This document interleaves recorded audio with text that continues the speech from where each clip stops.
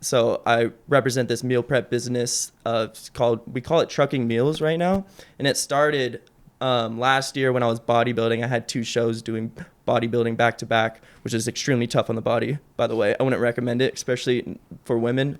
It's really hard on women. Yeah. But I had 2 shows back to back, and during this time I was going a lot to like private gyms in the area. Independence Gym was one of them, and they sell these meal prep boxes, these containers, and I tried one of them, and it was really, really good. So I reached out to the guy and I was like, is there any way I could work with you? So I found a way to work with him, and I was like, have you ever went out to like truck drivers? Like, they're really in need. There's 86% of them are obese or have hypertension, and they're really hurting. And if you ask me, I think it's a damn near a crime that truck drivers don't have some kind of default meal inside of their truck, just so they can say, I can eat this meal and I don't have to go out and get fast food or some kind of processed food at a gas station. I think that's damn near a crime. Yeah, I agree. And so I was like, have you ever went out to try to sell your food at these trucking stations? I mean, like the cheapest price of it's like super cheap, and it's like a lot of portioned food, and it's like just tasty, it's whole foods is what everybody needs. And so I went out and I just pitched my idea to a lot of places in Avondale. Actually, that's how I met Linda.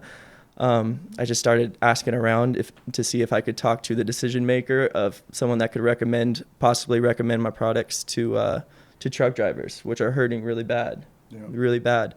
And it's not like it's going to get any better anytime soon unless we step up and do something. Now, do these meals, are they required to be refrigerated and then microwaved, or how does that work? So refrigerated, if they're refrigerated, they can last up to 7 days. If they're in a freezer, they last up to 2 weeks. I know people don't have freezers. But all the food that we put in the containers, it's not like we put in lettuce that would get bad in like 2 days. Yeah. They're things that can last for at least a week. Okay. Legally we have to say a week. And then you can heat it up in a microwave, but you really don't need to. Like, I know we were talking on the phone earlier, and I really believe this. If you have like a good piece of quality meat or quality vegetables or whatever, it doesn't really need to be heated up in the microwave for it to taste good. It's like pizza, like I was telling you on the phone earlier.